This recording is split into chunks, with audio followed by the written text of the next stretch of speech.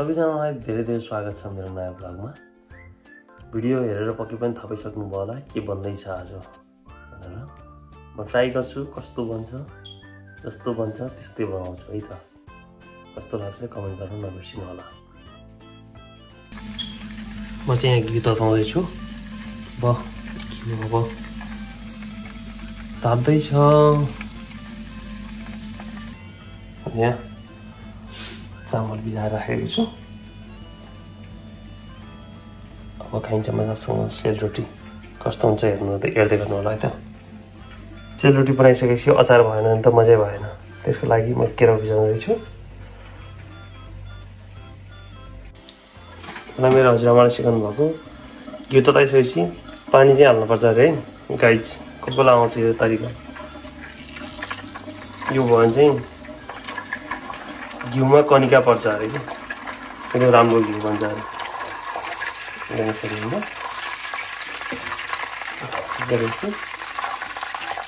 राम्रो तयार भयो।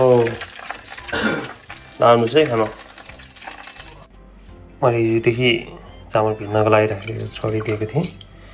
चामल राम्रोसँग भिजिसकेको छ। जान सक्नुहुन्छ।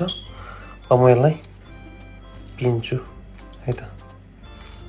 कस्तो हुन्छ यति गर्नु होला। चामल राम्रोसँग भिजिसकेको छ। तैँले पनि यति राम्रोसँग फुटिरहेको छ भनेपछि मिक्सरले अब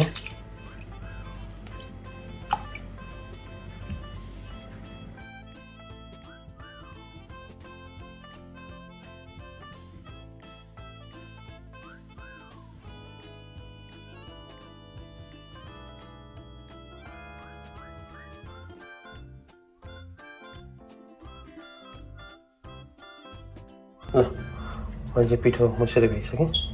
सरी पिनेर भइसकेँ। हिजो तताउँदै गरेको घिउ अब आज मजासँग सेलरोटीमा हालेर खाइन्छ है त आज। हेर्नुहोस् कस्तो छ मैले घिउ तताउने तरिका। जमेको छ। मेरो ब्याटर चाहिँ लगभग तयार भइसकेको छ। यस यत्तिकै चाहिँ घुम्नुपर्छ।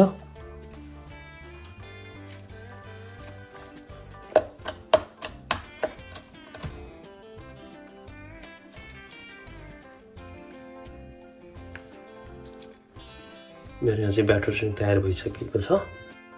यसलाई मैले एकैछिन 1 घन्टा जति रेस्ट गर्न दिन्छु।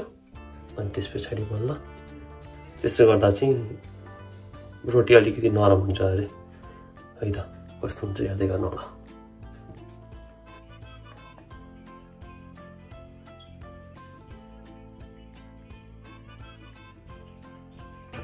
मैले लगभग 2 घन्टा जति यो पिठोलाई चाहिँ भिज्न दिएको थिएँ। अहिले चाहिँ ब्याटर यस्तो देखिसकेको छ।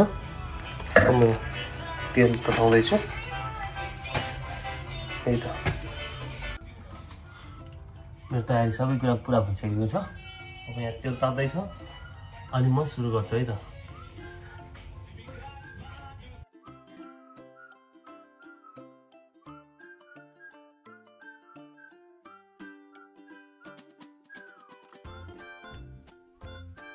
रोटी पकाउने काम धमाधम चलिरहेछ है गाइस। त यस्तो भयो रोटी।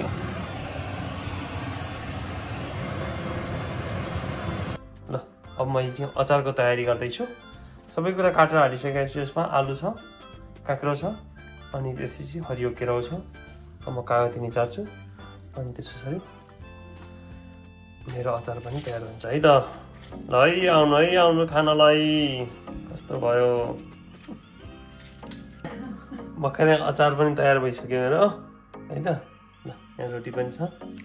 कस्तो भयो देख्दा त राम्रै भएको छ। मिठो कस्तो छ थाहा छैन। पहिलो चाहिँ मेरो कोसिस यस्तै रह्यो है त। ल सबैजनालाई स्वागत छ। मैले सबै बनाएर सकिसकेँ। अब खाने तयारी हुँदैछ है त। यतिको बन्यो। यतिन्जेल मेरो भिडियो हेरेर साथ दिनुभयो त्यसको लागि धेरै धेरै धन्यवाद। आगामी दिनहरूमा यस्तै भिडियोहरू आउने नै छन्। लाइक कमेन्ट गर्न नबिर्सिनु होला है त। तपाईँहरूको दिन शुभ रहोस्।